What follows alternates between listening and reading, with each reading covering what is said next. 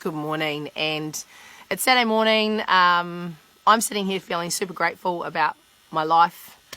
I have had an incredible week. I can't even describe how blessed I feel to be able to have connected with so many of my dear friends.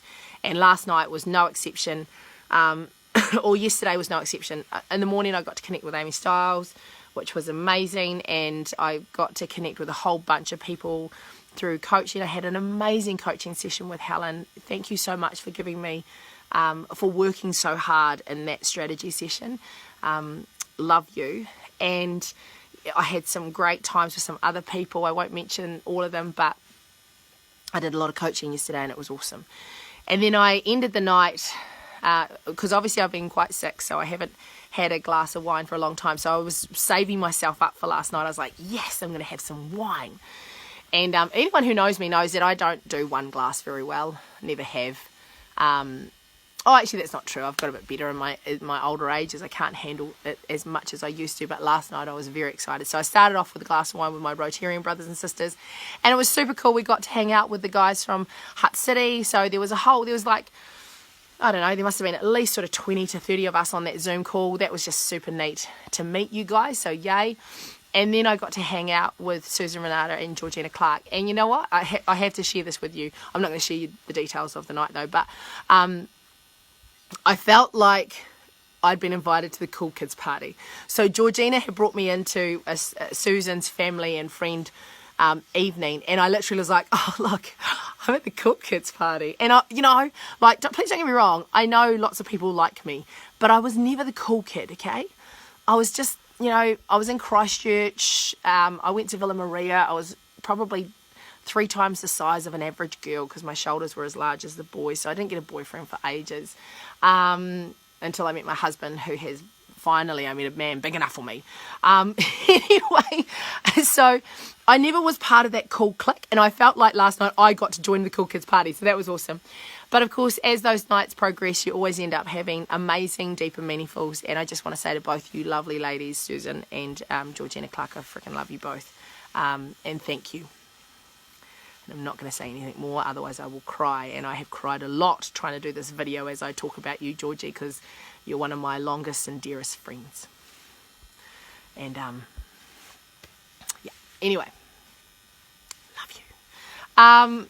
And so that happened last night, and then of course this morning somebody had a bright idea of talking to Carrie Kepple at 6 a.m. in the morning. I didn't realise, Carrie, when I said, yeah, totally, let's meet at 1 o'clock your time. When I had a look, I thought that I was going to be talking to you at night, and then I was like, holy shit, I'm talking to Carrie in 10 minutes. Okay, good. Right, pull myself together. I didn't have a shower before Carrie, but I did afterwards. So I wanted to talk a little bit about what Carrie and I talked about, because there's some super amazing learnings in there for some of you guys out there. So Carrie and Amy opened up a gym about 8 weeks ago. Okay, so brand new gym, $2 million facility, freaking awesome. It's called Style Studios.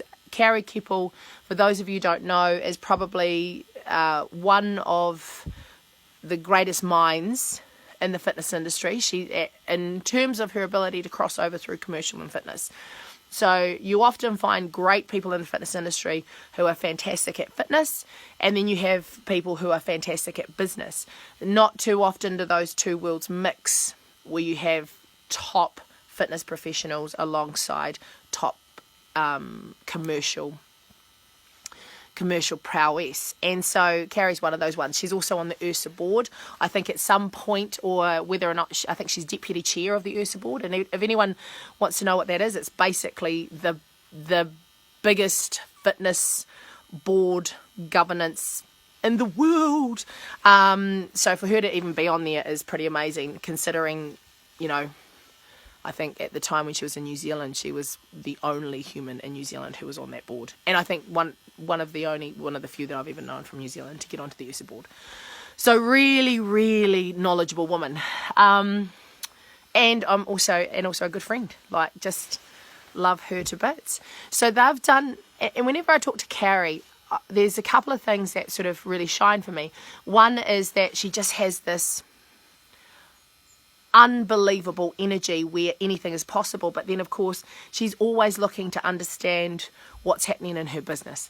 So essentially, one of the things, or one of the learnings that I took away from this morning was what Carrie had been able to predict, and Amy, what the two of them had been able to predict together, or was that essentially they were going to have to get online fast. And this goes back to that same message that I keep saying to everybody: pivot quick, get online, figure out a way to run your business, figure out a way to monetize, figure out a way to sort out what you're doing so that you can pivot into the new world.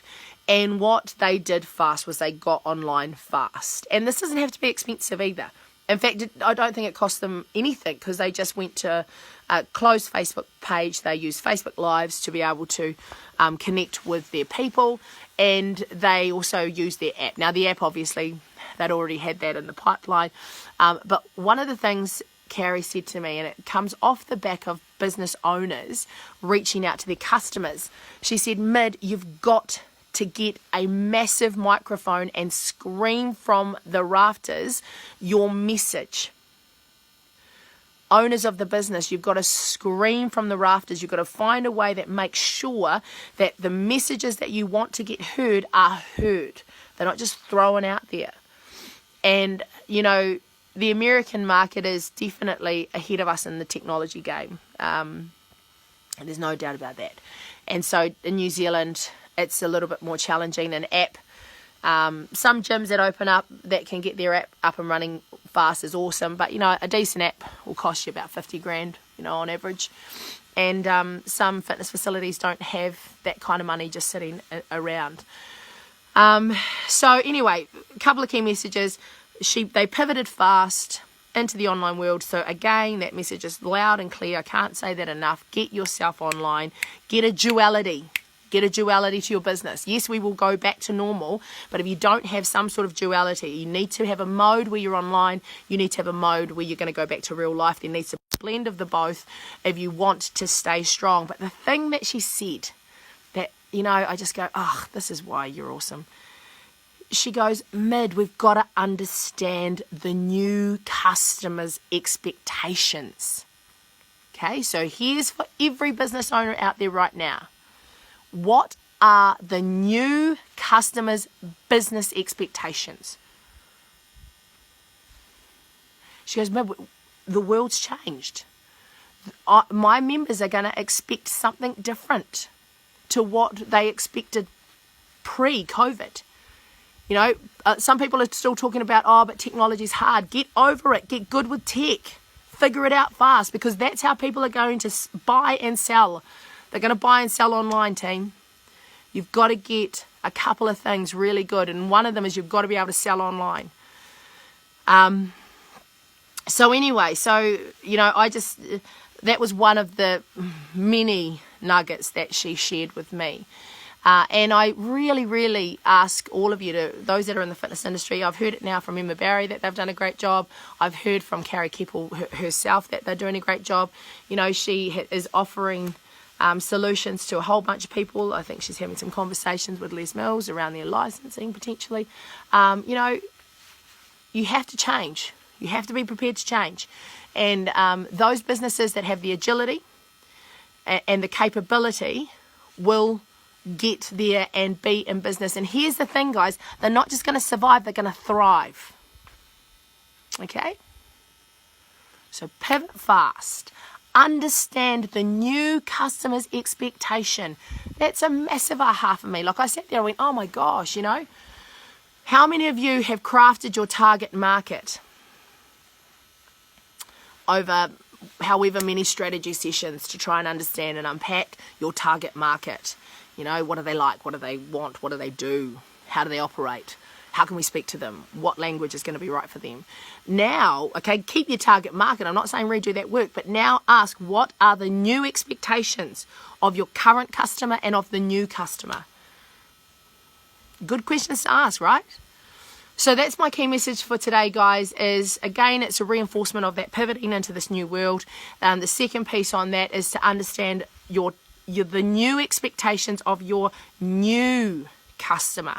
What are the new expectations? Really think hard about that. Hope that's helpful. And I can't wait for next week to see what that's going to bring. And I can't wait for today, actually. I'm going to hang out with Nathan Jones today, which is awesome. I can't wait to have a chat to him and see what he's doing. I'm sure he'll have some insights as well. And I've also meeting again with B-Suite. Ooh, some cool stuff's happening there. I'm very excited. So it's the big meeting today around the decisions around how we're going to move forward. So I don't know why I did that. It's so weird. Anyway, love you guys heaps. Love you guys heaps. Bye.